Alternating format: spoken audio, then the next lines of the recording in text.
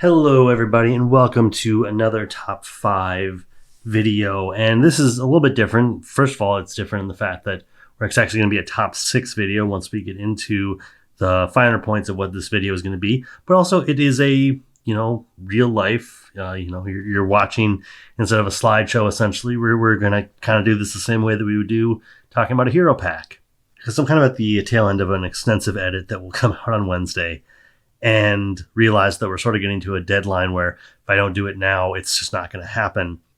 We're going to just do this kind of live, and it's going to be even more impromptu than I think some of my other videos are. I try to do a lot of stuff off the cuff, but this is maybe the most off the cuff because I kind of came up with the concept and I'm putting it together in about 10 minutes in terms of just my selections here. But we are going to be talking about the 6 cards that I never play in Marvel Champions, but I kind of wish I did, because these are the kind of cards that, obviously it's a cooperative game. Like, power level is not the same as it is in more competitive games, but there's just cards in my stack of collection that I just never touch upon. And so that's what this is going to be. I ended up picking one card from each aspect, and this is about as wild card as it can be, because the viewer response, what your response could be, is completely different because you just play a different kind of deck than me. There are cards that you don't even consider bad or good or anything. Like, this is completely open-ended.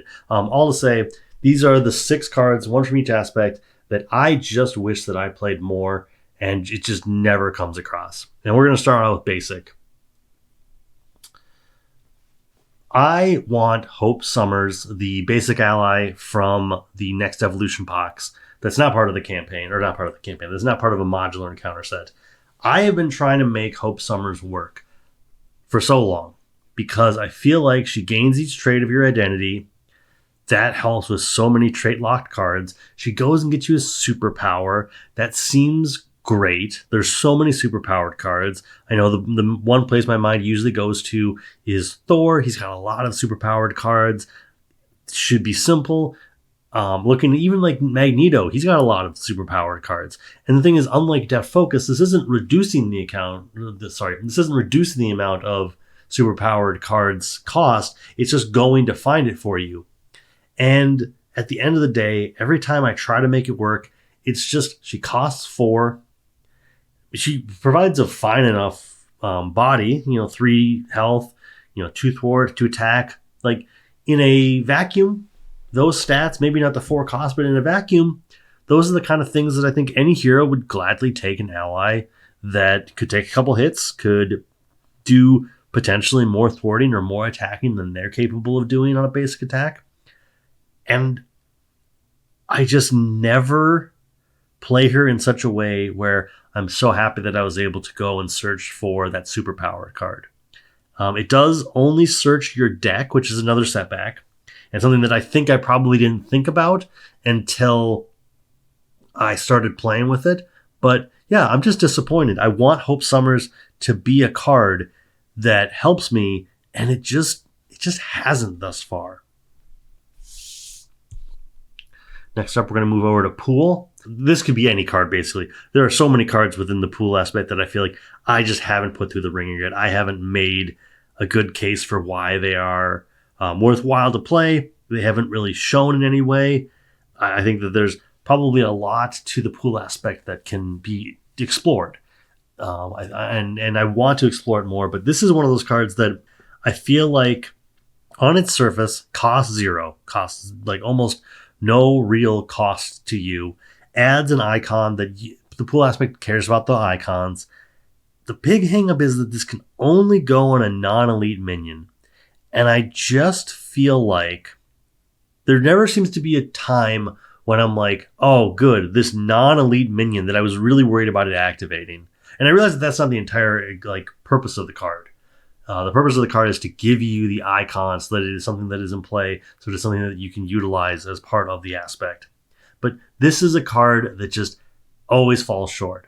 Either I want to use it for its intention, but there's no non-elite minions in play, or I've already got the icon in play, and there's really nothing that's going to prevent me from kind of handling that.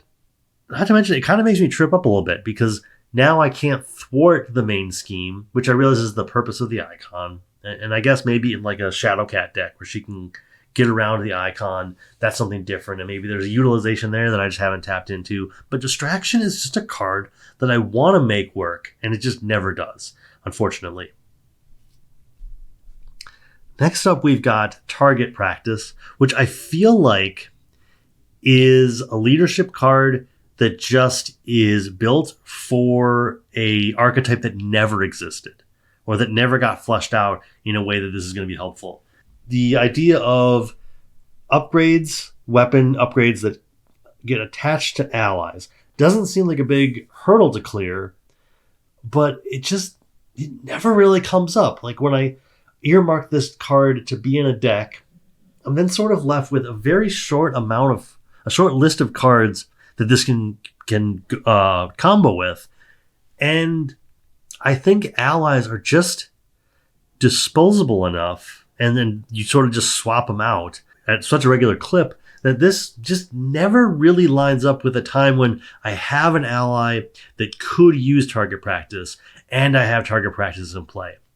I want, especially now that allies are starting to become something that Fantasy Flight is definitely pushing for us to not just send through a meat grinder as blockers all the time. This seems like the kind of card that they want us to be playing with. I feel like they haven't given us the saturation of weapons to really make it shine. And unfortunately, that's why it is my leadership card that I wish I could play more of, and I just never do. Next up, and this is probably going to be probably the most controversial one in terms of just the reasoning, but Great Responsibility. On the surface, seems like a cool card. Seems like a great way to prevent bad things from happening. But because it's a hero response, the only scheme we're necessarily worried about, granted, advanced could come, and this is going to be a godsend, but the only threat we're preventing is just the threat that happens at the beginning of the villain phase. So then we're keeping this card in our hand to prevent 1, maybe 2, maybe 3 threat from being added, and that's substantial, but we have a preparation for that. So suddenly this is occupying my hand in the hopes that I will need it. But in reality, I guess if this was just an interrupt, I guess that would be foiled. Or foil. I don't remember the precise name of the card. But if this could be used at any point, that might be different. But yeah, just at the end of the day, this is just one of those cards that I want to use. I want it to line up. And Great Responsibility, just the juice is never worth the squeeze. And so it ends up just being a card that I might put into a Justice deck, but more because it has a mental resource. And as my card pool has expanded, and now that I have everything, I've had everything for over a year now, I just, what resources on the card is not a reason to put it into a deck. You can come up with so many other reasons to put a card into your deck other than, I need a card that just has a mental resource on it, and I'm just kind of out of options. And so this is on the surface. I want Great Responsibility to be a thing, and it never works out for me, unfortunately. Next up, I think I just need to play more Guardians, but Shake It Off is such a cool card. I've played it in Venom. I've played it when I was mistakenly misunderstanding how to properly use Star-Lord. I think I might have even used it in a Gamora deck, super early on, right around the time of Con of Heroes 2013.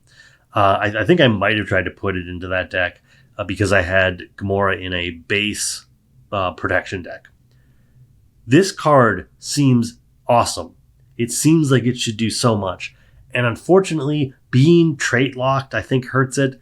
I don't know how you would necessarily do this, because I think that if every hero had access to this, first of all, you would never have a reason to play Hard Knocks again. I feel like it might be too much if any person could play it, but I feel like being trait locked to Guardian might have been a little harsh. It's such a cool effect, and I just never get to play it, and I wish I did more. And I think, unfortunately, Part of it also comes down to the fact that I just don't put a lot of Guardian heroes into protection. And I'd like to change that, but I just don't know if that's going to happen. All right, and last of our list, our aggression card for cards that I wish that I played more of and I just don't. Smash the problem. This was Valkyrie. Okay, so this probably was what Fantasy Flight thought thwarting for aggression was going to look like, and it just didn't work out. And I think part of it comes down to the fact that I realize that if you're thwarting, you're exhausting anyway, and that is the proper cost. I almost feel like, and we've probably seen other versions of this, and I'm just misremembering exactly how the card text works, but I almost wish that the removing threat from a scheme equal to your attack was based on some other factor, some other trigger occurring, instead of just you make a basic thwart, but you use your attack. I imagine that the assault keyword is probably the evolution of this, and that is kind of where Fantasy Flight would like to have aggression thwarting capabilities be a little bit more zoned into. But this is a card that I remember when I first saw it, because I was pretty much getting packs kind of blind to some extent. But when I saw this card, I was like, oh my gosh, this is going to make my 3 attack, like this is going to make Ant-Man, this is going to make Thor, this is going to make Hulk. Like I don't even think I had Hulk yet, but I had seen Hulk and I was like, well, what do you do here? And this seemed like the perfect answer. And as time goes on, this has just never left my collection. It just sits in the stack of all the aggression cards and never goes anywhere. And yeah, that's it. So yeah, those are a card from each aspect plus basic, because I suppose basic is technically not an aspect. But those are my cards that I wish that I played more of. Here they are for everyone to see. Yeah, and I wish that I got to see them played more. I wish that, especially in a competitive game where you're not necessarily looking for the most powerful card, that we could just make more room at the table for these cards. And I know that the onus is on me. Like, no one in the comments is like, or no one watching this video is responsible for me making these mistakes. This is just my own feelings. But what are the cards that you wish that you played more? What are the cards that you have longing feelings from that first time you played and your collection was smaller and you're just like, that was such a great card, and then I just moved past it? But until next time, thanks for watching, and I will see you later.